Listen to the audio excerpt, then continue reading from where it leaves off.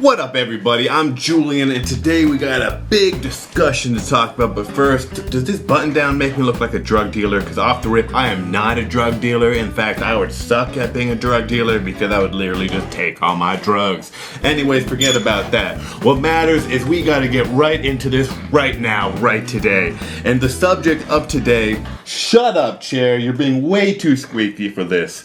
The subject for today is exposing a big Hollywood secret. A big secret that, I gotta tell you, big Hollywood companies like Disney have been keeping under wraps for a while. And that secret is, what cartoon characters are on steroids? I know, what? Yeah, it's never been talked about, and today I've decided to blow the lid for the risk of myself, because this is just a Hollywood taboo. Like, no one talks about it for the fear of what Disney and other animation studios will do to them once, the cat's out of the bag. Terrible expression, by the way. That makes no sense. Never put a cat in a bag. But the cat's out of the bag on which cartoons are taking the juice. Off the rip, don't worry about what's in my cup. Straight up, it is Kool-Aid and Sprite. Let's get right into it. Gotta give a shout out to Tyler Lum, the editor of this video. Off the rip, we're gonna be doing a lot, so get ready for the Tyler Lum Julian collaborations. This begins that, well, we've already been collaborating, but this begins the new wave. So get ready, starting now. Let's expose some tunes. First up, let's start with Johnny Bravo. Yeah, Johnny Bravo. Classic cartoon. Youngins don't even know who that is, but the oldins and the middleins, we be the middleins, know about that. And Johnny Bravo, straight up, dude, never worked out his legs. Like, I'm gonna say, if you're gonna take juice, not that I suggest it, really don't, people die from this way young. Fuck you, bug. I'm filming. That looks bad that I have bugs in my studio.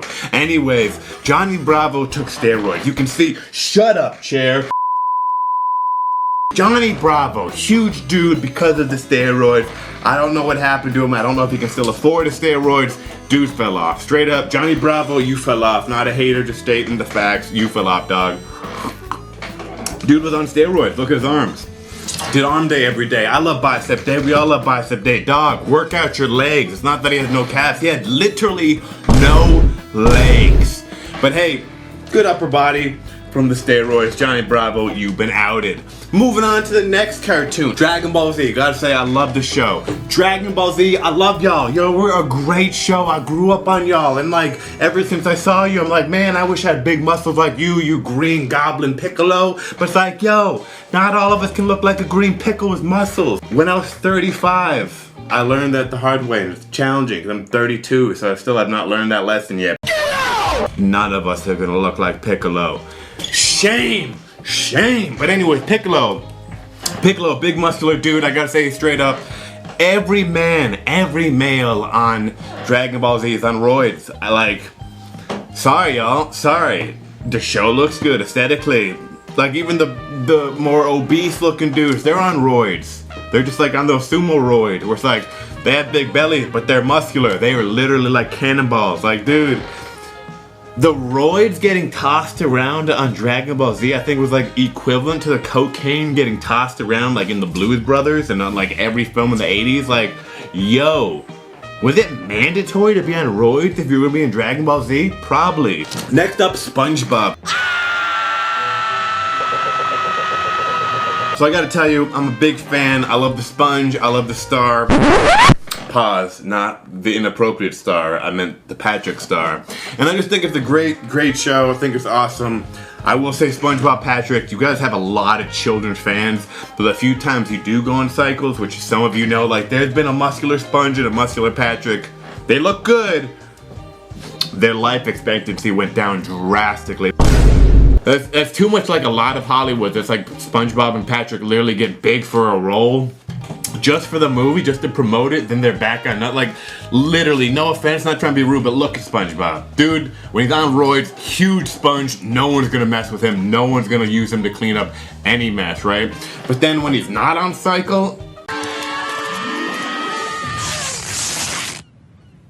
SpongeBob, don't be doing that to yourself. Now, I will tell you, in the SpongeBob universe, who's always on roids? Larry the Lobster. Dude, get off that shit. Get off that shit. Like straight up, like you look good, and like I do want to eat you, pause. Look, dude. Let me just like rip the band-aid right off. If you're gonna take steroids, Larry Lobster, work out your arms, dude. What dude takes steroids that only works out their forearms? You got massive forearms. Like I would love to suck on your lobster claw. Pod. No, I actually would love to suck on his lobster claw because it's like, think of how juicy that is and how meaty that is. Pod. You know, forget these pauses. We just gotta get right into it. Larry the Lobster, work out your arms. You look delicious. Next we got X-Men. So X-Men definitely was a show that as a youngin' I'm like, man, I jump off a lot of things hoping I can fly, and I learned the hard way. Don't jump off buildings because that's how you break your legs. But anyways, X-Men, I just gotta say straight up, it sucks. It sucks that when you have to be part of a like some cast, there is like prerequisites. There's like aesthetics that you have to do. Shut up, chair. You're way too squeaky. I ain't that fat. I don't know why you become this squeaky. X-Men. Forgetting about the fact that there's X-Women too. Like, let's not get into the title. But listen, like that whole show, love them. Visually cool, but it's like super inspired. Love the muscles and stuff. But guess what? It's sad. It's sad because it seems like the entire cast, men and women, and every gender in between, literally on X-Men had to take roids. So it's like we can't even like be gender specific. It's like nah, as much as we can be like, yeah, Wolverine, roid man, yeah, Juggernaut, super roid man. It's sad. It's sad in an industry where cartoons literally have to be on roids to get roles. It's like them in Dragon Ball Z, and the worst part is like straight up, look, have you seen the Dragon Ball Z actors in any other movies? No. They took roids for Dragon Ball Z, and that's all they got pigeonholed in. At least with the X-Men, you've definitely seen like Storm, Wolverine, and that blue dude and other things. Yeah, he was in Avatar, but it's like, yo, Barnacle. Pokemon, let's talk about this. There's a lot to like dive into and a lot to just like unpack. Yeah. A lot of them were on steroids. Obviously, all the fighting ones, definitely on steroids. All the boxing ones. It seems like Pokemon boxing has very different rules than the UFC and other boxing things in like non-animated life. But it's crazy.